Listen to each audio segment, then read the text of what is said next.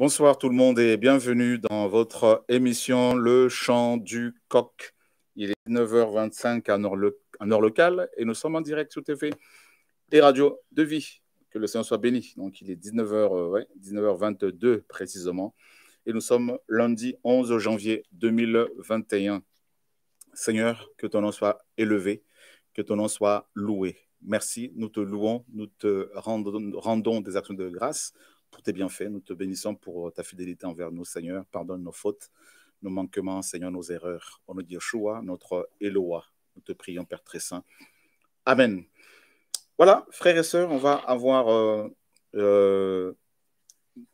deux émissions. La première, c'est sur justement être à l'écart, se mettre à l'écart pour le Seigneur, voilà. Et la deuxième, ça sera une courte information sur l'évolution des travaux de notre centre hospitalier. Voilà. Et que le Seigneur soit béni au nom de Yehoshua, notre Eloah. Voilà. Que son nom soit magnifié. Alors, on va parler de Yehoshua qui se mettait souvent à part. Yehoshua, homme, se mettait souvent à part pour pouvoir prier. Alors, on va prendre la parole du Seigneur. Alléluia, gloire au Seigneur. Alors, nous sommes dans Matthieu chapitre 14 et nous allons lire à partir du verset 22.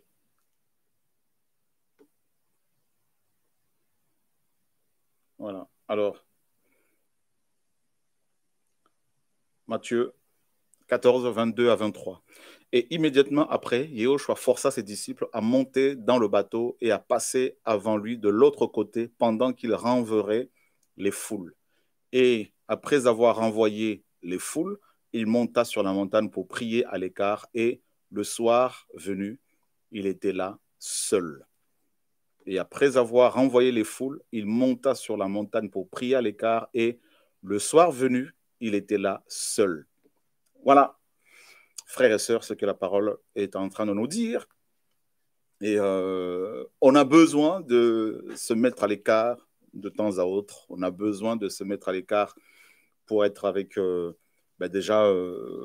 avec soi-même, parce qu'on a besoin de se retrouver. Et on a besoin de réfléchir avec le Seigneur, dans le Seigneur, de réfléchir dans la parole du Seigneur, parce que la parole de la réflexion veillera sur toi. Hein, l'Ecclésiaste, Salomon le dit dans les Proverbes. Et on a besoin surtout de se retrouver avec le Seigneur pour vraiment être à l'écoute. Bien sûr, il est en permanence avec nous, en nous, et on peut l'entendre tous les jours, hein, si on médite la parole, bien sûr. On peut comprendre sa pensée tous les jours si, bien sûr, on est à l'écoute, il n'y a pas de problème. Mais on a besoin de se mettre à l'écart aussi pour aussi se reposer, pour pouvoir se reposer aussi parce que on a besoin de se reposer. Le Shabbat est un principe, un principe biblique. Vous voyez, le principe du repos. Hein, je parle du repos, le Shabbat en tant que repos. Voilà. Et le repos est indispensable. Donc, on a besoin vraiment de se retrouver. Alors, quand je regarde la vie de notre Seigneur Yeshua à Mashiach, beaucoup de choses, en fait, toutes les choses qu'il a faites m'étonnent, m'encouragent. Et il est parfait, bien sûr. Yeshua, homme, et en tant que Elohim, bien évidemment qu'il est parfait. Et en tant qu'homme, Yehoshua est vraiment le modèle, comme vous le savez, de tous les humains qui veulent craindre Elohim. Il est le modèle de tous les humains. Sa vie, son ministère, tout ce qu'il a fait est un témoignage. Tout ce qu'il a fait, mes amis, toutes les choses qu'il a faites sont des témoignages très puissants. Et celui ou celle qui veut réussir sa mission sur terre doit, bien sûr, regarder à Yehoshua. Il doit se référer à lui. Il doit l'observer. Il doit, mes amis, se focaliser sur lui. Et le Seigneur n'était pas un homme qui courait après les foules. Pas du tout. Dans les Écritures, nous ne voyons nullement le Seigneur courir après les foules. l'onction qui était sur sa vie était telle que des foules, naturellement, s'approchaient de lui. Des foules étaient attirées. Mais lui, par contre, qu'est-ce qu'il faisait? À chaque fois, il se retirait pour être seul avec le Père. Et là, regardez bien, le Seigneur voulait se mettre à l'écart pour prier. D'accord? Il voulait se mettre à l'écart, comme vous le voyez ici. Il voulait être sur la montagne pour prier à l'écart. Il voulait vraiment être à l'écart. Et le terme grec signifie propre à soi-même, particulier. Il voulait vraiment se retrouver avec le Père, Yehoshua, homme. Il voulait se retrouver particulièrement avec le Père, sans les apôtres, sans les foules. Alors ici, dans ces deux passages-là, nous avons deux groupes d'individus. Vous avez le premier groupe qui est constitué, représenté par les disciples. Voilà, ces disciples. Et le deuxième groupe, les foules. D'accord? Donc on peut dire que les disciples, bien sûr, sont les croyants, les chrétiens du Seigneur, et les enfants d'Élohim. Le deuxième groupe, les foules, c'est au pluriel, hein, les foules, des gens sans vision, des gens qui n'étaient pas forcément convertis, qui n'étaient pas forcément disciples du Seigneur. Dans les Écritures, on voit ce type de groupe, en fait. Donc, vous avez des disciples et vous avez à chaque fois les foules. D'accord? Et regardez qu'est-ce que le Seigneur va faire. Le Seigneur avait le besoin de se retrouver sur la montagne pour prier à l'écart, pour être à l'écart, pour être avec lui-même, avec le Père. D'accord? Et qu'est-ce qu'il va faire? Il va, n'est-ce pas, s'éloigner pour un temps des disciples, premièrement, des gens proches. Le Seigneur va se mettre à l'écart, même des gens proches, même de ses disciples. Et regardez, le besoin qu'il avait de se retrouver sur la montagne pour prier, le besoin de la prière, le besoin de s'isoler était tel que le Seigneur va forcer ses disciples à monter, n'est-ce pas, dans le bateau et à passer avant lui, c'est bien précisé, de l'autre côté. Donc, il va les forcer carrément. Alors, on a voulu traduire ce verbe correctement parce que malheureusement, beaucoup ne l'ont pas traduit comme tel. Donc, il va les contraindre, il va les forcer à monter dans la barque et à passer de l'autre côté avant lui. Frères, sœurs, le besoin, au singulier, le besoin de la prière que nous avons doit être au-dessus de tout autre besoin. Le besoin de nous retrouver avec le Créateur, le Père céleste, doit être au-dessus de tout autre besoin. Le besoin de se retrouver avec le Père doit être prioritaire. D'accord? Et là, le Seigneur, Yeshua, homme, nous l'enseigne. Il va obliger, il va forcer les disciples à monter dans la barque pour passer de l'autre côté. Et deuxièmement, il va renvoyer les foules. Il va renvoyer les foules. Et vous savez, le verbe renvoyer ici, là, mes amis, c'est un verbe très, très fort. C'est un verbe qui veut dire aussi divorcer. D'accord? On va le voir. Donc, on va vérifier tout ça ensemble avec moi. C'est quand même un verbe très, très fort. D'accord? Nous sommes dans Matthieu, alors, chapitre 14. Regardez, le verbe est renvoyé. On clique dessus. C'est ça. Libérer. Donc, il faut savoir libérer les gens. C'est-à-dire, vous savez, beaucoup de pasteurs, beaucoup de prédicateurs, beaucoup de chantres, beaucoup de chrétiens sont utilisés. Il y en a qui sont utilisés par le Seigneur puissamment, mais ils s'attachent tellement à leurs frères et sœurs spirituels, bien sûr, à d'autres chrétiens, et aux foules qu'ils finissent par mourir, par perdre la vision. Voyez, frères et sœurs? Et quand on voit un pasteur commencer une église, et que 10 ans après, il est toujours à la tête de cette église, il est toujours dans cette assemblée, il ne veut pas la quitter, il ne veut pas la libérer, donner l'autonomie à cette église pour ne plus être même physiquement vu, ce pasteur-là, il finira par tomber, parce qu'il ne se met pas à l'écart. Se mettre à l'écart, ce n'est pas seulement ouais, un jour, 2 jours. Par rapport au ministère, j'entends par là, c'est vraiment former les gens et s'en éloigner pour passer à autre chose. Et encourager les autres de temps à autre, mais vraiment être à l'écart. Donc, voyez bien, renvoyer la foule, c'est libérer la foule. Or, il y a des prédicateurs, des chrétiens qui veulent toujours être avec les foules. Et ben, ils finissent par mourir. Laisser aller. Vous voyez? Ils ne veulent pas laisser aller les gens. Congédier. Ne pas détenir. Hein? Ne pas détenir plus longtemps. Ne pas détenir plus longtemps. Vous voyez? C'est un requérant à qui on donne l'autorisation de partir, ordonner le départ, renvoyer, libérer, relâcher.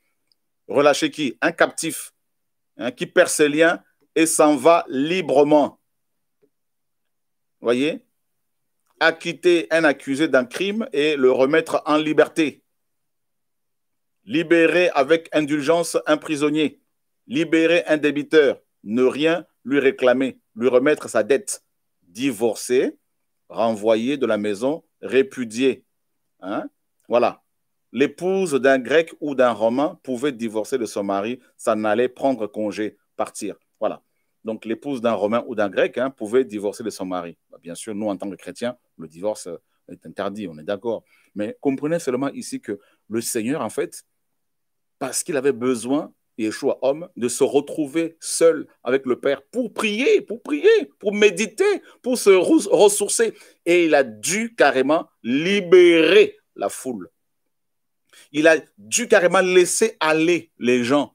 Frères, sœurs, si vous voulez aller plus loin, si vous êtes un homme avec une personne ayant des activités, un appel bien spécifique, hein, tout ça, du Seigneur, sachez aussi être seul. C'est important. Sachez, apprenez à être seul pendant quelques temps. Ça vous permet, cela vous permettra d'aller plus loin dans la marche, d'aller plus loin avec le Seigneur. Tout ça, c'est important. Et le Seigneur, ici, dans ce passage que nous avons lu de Matthieu, et, le Seigneur a su se retirer de la foule. Il a su d'abord se retirer de ses propres disciples. Hein? Donc, et c'est terrible.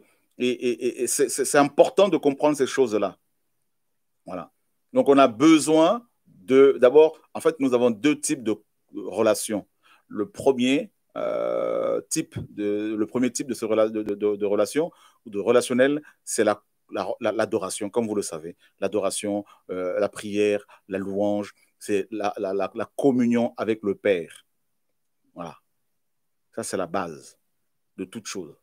Et ensuite, vous avez la communion fraternelle avec des frères et sœurs. Voilà. Et si un arbre doit tenir, si un arbre doit résister aux intempéries, au vent, cet arbre-là doit avoir des racines profondément ancrées dans le sol. D'accord? Voilà. Et les racines des arbres, on ne les voit pas logiquement. Et ce sont elles qui tiennent debout ces arbres-là et qui leur permettent de produire des fruits parce que ces racines, c'est elles qui vont chercher, n'est-ce pas, des vitamines dans le sol, la sève, pour pouvoir alimenter les arbres. Et nous, l'intimité avec le Père, c'est quelque chose de privé, quelque chose de particulier, quelque chose de personnel qu'il faut, n'est-ce pas, alimenter, qu'il faut, mes amis, soigner, tout ça là, et méditer la parole chez soi, prier à la maison, et c'est important. Et ensuite, on peut avoir une bonne communion avec les uns les autres, fraternelle, parce qu'on a à la base une relation avec le Seigneur, voyez. Et on peut aussi gérer, comment dire, les épreuves dans le monde. On pourra mieux évangéliser, mieux témoigner du Seigneur auprès des inconvertis parce qu'on a une relation, n'est-ce pas, avec le Seigneur. Voilà. Et c'est important. Et maintenant, pourquoi beaucoup de chrétiens ont du mal à rester d'abord avec le Seigneur à la maison pour partager la parole avec leurs propres enfants, mari, femme, parents, tout ça, cousins, cousines? Mais pourquoi ils sont toujours en train de chercher des pasteurs, de chercher des églises à gauche, à droite, alors que la parole, il n'y a aucun verset qui nous demande de chercher une église, un bâtiment, de chercher plutôt le royaume, oui. Voyez? Mais pourquoi ces chrétiens sont aussi volatiles? Ben, c'est parce qu'ils ne sont pas, ils ne se sont pas enracinés. Ils ne s'enracinent pas dans le Seigneur. Voyez? Ils ne s'enracinent pas. Il y a un problème d'enracinement. Il y a un manque d'enracinement. Voyez? Donc, donc, ça pose problème et tout. Donc, nous avons besoin de nous enraciner dans le Seigneur, de nous enraciner véritablement, d'être totalement en lui. Regardez, on va prendre un passage dans Éphésiens chapitre 3 et verset 14. Le prophète dit: à cause de cela, je fléchis les genoux devant le Père de notre Seigneur Yeshua Mashiach, de qui toute la famille dans les cieux et sur la terre tire son nom, afin que selon la richesse de sa gloire, il vous donne d'être puissamment fortifié par le moyen de son esprit dans l'homme intérieur, fortifié dans l'homme intérieur. Vous voyez, la relation avec le Seigneur, en sorte que le Mashiach habite dans vos cœurs par le moyen de la foi, enraciné et fondé dans l'amour. Vous soyez imminemment capable de saisir avec tous les saints. Donc, vous soyez imminemment capable de saisir avec tous les saints quelle est la largeur et la longueur et la profondeur et la hauteur, et de connaître l'amour du Mashiach qui surpasse toute connaissance, afin que vous soyez remplis jusqu'à toute la plénitude d'Elohim. Voyez, vous soyez imminemment capable de saisir avec tous les saints. Saisir quoi? La largeur et la longueur et la profondeur et la hauteur. Waouh, les 4 aspects de Yehoshua. Voyez? Donc ça, c'est la relation. Ça, c'est quand on se met à l'écart, on comprend, on découvre dans la prière, dans la méditation, on va découvrir la largeur du Seigneur.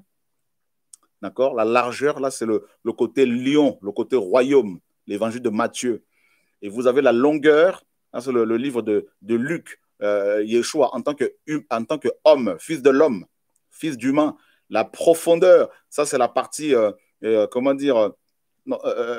longueur, pardon, c'est le livre de Marc, c'est le bœuf qui va tout au long de la route pour planter, qui travaille dans les champs, tout au long des champs, pour travailler les champs. Donc, la largeur, c'est le lion, Matthieu, le royaume. La longueur, c'est Marc, le livre de Marc, le bœuf, Yeshua en tant que bœuf, le serviteur, n'est-ce pas, qui travaille dans les champs, tout au long des champs, voilà. Et vous avez la profondeur, hein, c'est quand on descend, hein, donc ça c'est, il est descendu en tant qu'humain, voilà. Et voilà, donc ça c'est le livre de Luc, Yehoshua homme, et vous avez la hauteur, là c'est Jean, c'est l'aigle, et voilà, c'est le côté esprit, hein, en tant que Elohim. Voilà, l'aigle qui vole très très haut dans les hauteurs, selon Job. Donc vous voyez, et là, en étant en prière, en étant à l'écart avec le Père, vous allez avoir, vous allez comprendre Yehoshua comme le roi de votre vie. Hein? Vous allez comprendre son côté serviteur, pourquoi il est venu nous servir, comme il a dit. Je suis venu non pour être servi, mais pour servir les gens. Et celui ou celle qui comprend Yehoshua, qui se met à l'écart pour être avec lui de temps à autre. Et je ne dis pas pour chercher la face du Seigneur, parce qu'il est déjà à nous, hein, le Seigneur. Hein. Maintenant, c'est se mettre à l'écart pour se ressourcer, pour méditer, travailler, tout ça. On en a besoin pour se reposer. Ben, celui qui se met à l'écart, avec le Seigneur toujours, ben, il va comprendre la largeur du Seigneur, donc le roi, la longueur, le service. D'accord? Vous savez pourquoi beaucoup de pasteurs, on les sert au lieu de servir les autres, au lieu qu'ils soient des serviteurs? Pourquoi on les sert comme des princes, comme des rois? Ben, parce qu'il leur manque ce côté du Seigneur. C'est être au service des gens, au service des malades, des prisonniers, au service des femmes battues, au service des femmes retenues dans les maternités parce qu'elles n'ont pas l'argent pour aider les gens, pour payer les frais de maternité. Vous voyez, être au service des gens et non l'inverse. Vous voyez, être pasteur, c'est être au service des autres, du Seigneur et des autres. Et aujourd'hui, ce sont des chrétiens qui sont au service des pasteurs. Et celui qui se met à l'écart, il va comprendre aussi la profondeur, l'humanité de Yehoshua. Nous sommes des humains, et en tant qu'humains, lorsqu'un autre humain est touché par un problème, une maladie, ben, ça doit nous interpeller. Et puis, il y a la hauteur. Ça, ben, la hauteur, c'est le côté, bien sûr, spirituel de choses. Il est esprit, hein, c'est l'aigle. Et ben là, on prend les choses, on regarde les choses depuis les cieux, parce que nous sommes citoyens des cieux.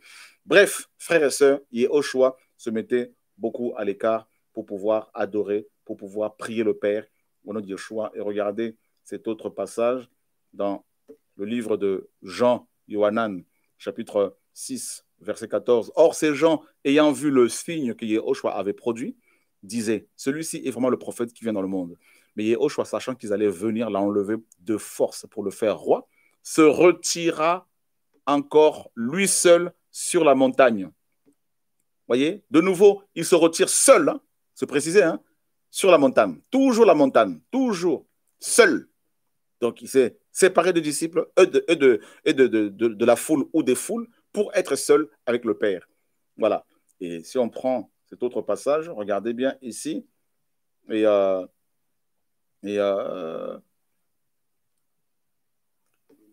Luc chapitre 5, verset 16, on nous dit, donc on peut le prendre ici, Luc 5, 16. Allez, on y va ici. Alors, qu'est-ce qu'on lit? Et regardez bien. Et alors, on peut commencer même à partir du verset 12. Hein. Et il arriva que, comme il était dans une de villes, voici un homme plein de lèvres. Et il arriva que, comme il était dans une de villes, voici un homme plein de lèpre qui, voyant Yehoshua, tomba sur sa face, le suppliait en disant, Seigneur, si tu veux, tu peux me rendre pur. Et ayant étendu la main, il le toucha en disant, je le veux, sois pur. Immédiatement, la lèpre le quitta. Et il lui ordonna de n'en parler à personne.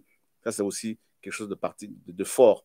Il produit un miracle exceptionnel, un miracle puissant, une guérison puissante. Et il dit à cet homme qui était lépreux, n'en parle à personne.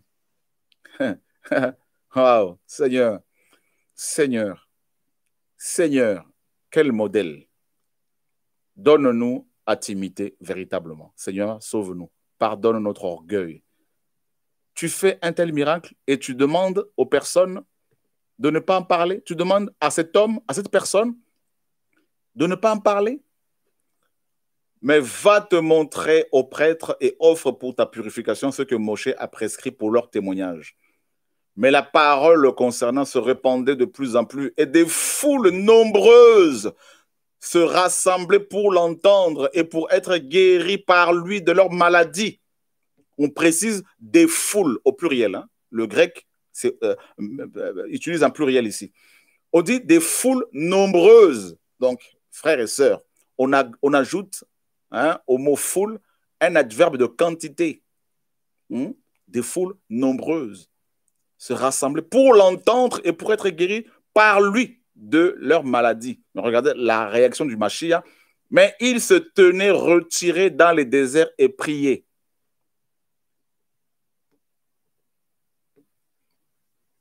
Waouh! Il se tenait retiré. Il se retirait des foules nombreuses. Pasteur, ça fait combien de temps que tu es avec cette foule-là? 10 ans? Voilà pourquoi tu es divorcé. Voilà pourquoi tu as fini par divorcer et te remarier. Prophète, chantre, depuis combien de temps? Il y a des gens qui aiment la foule, et ils ne veulent pas se défaire de la foule. Vous savez pourquoi? Parce que la foule est remplie d'idolâtres. Hein? Remplie de gens qui nous encensent, qui nous magnifient, qui nous adorent. Des gens qui adorent les humains. Et si tu te laisses perfuser par la foule, tu vas finir par mourir. Si tu te laisses perfuser par les gens qui t'acclament, ce sont eux qui vont te lapider. Vous voyez?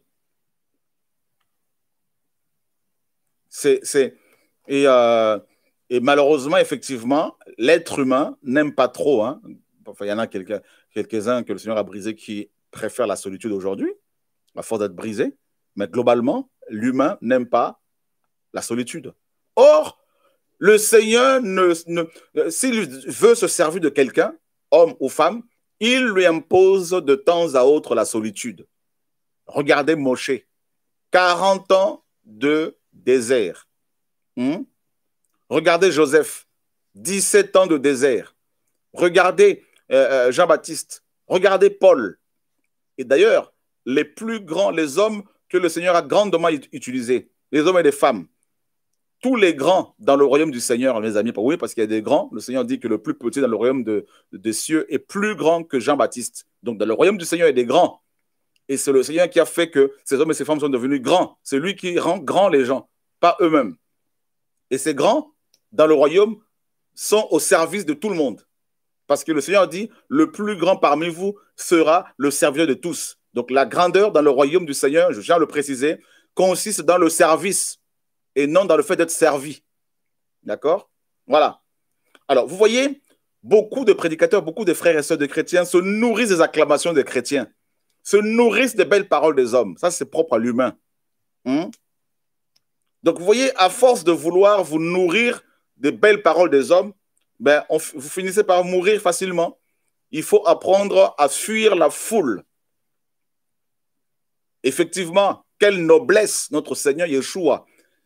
Il opérait des miracles, parce que quand il était sur terre, il opère toujours des miracles, frères et sœurs, il n'a pas changé. Mais je parle de quand il était sur terre.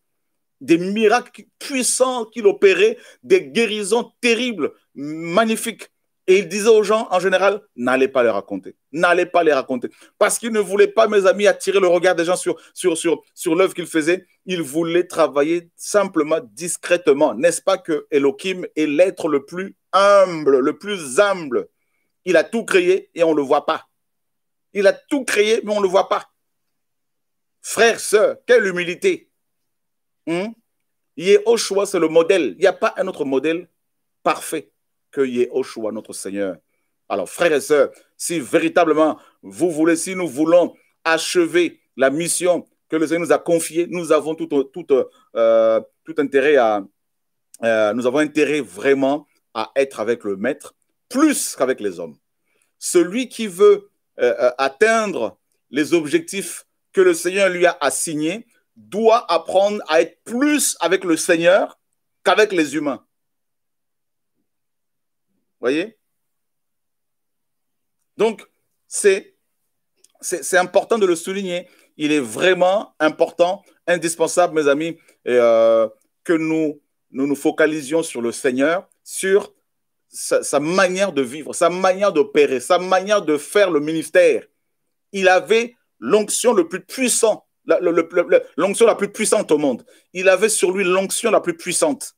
Il avait l'onction la plus grande, l'onction la plus pure, hein? Une onction puissante, l'onction la plus glorieuse, l'onction la plus terrible. Pourtant, il faisait les choses dans la simplicité. Sans publicité, sans, mes amis, crier sur tous les toits. Vous voyez, frères et sœurs? Donc, c'est vraiment important et de comprendre ces réalités-là, de comprendre ces choses-là, mes amis. C'est vital, d'accord, de réaliser cela. Yehoshua, donc traduit en français par Jésus, il est notre créateur, c'est notre Elohim, le véritable sauveur. Voilà. Si vous n'avez pas encore cette révélation-là, ben, le Seigneur peut vous éclairer. Mais c'est lui qui nous a façonnés, qui nous a créés. Voilà. Que le Seigneur soit béni. Alors, que le Seigneur nous garde, nous aide, nous permette de comprendre sa parole, sa pensée. Hein, au nom de Yehoshua, notre Seigneur et Sauveur. Alléluia, gloire au Seigneur. Voyez, mes amis, le Seigneur est puissant, il est glorieux, il est magnifique. Quelle simplicité, quel amour, quelle simplicité. Il évitait la compagnie la compagnie de la foule.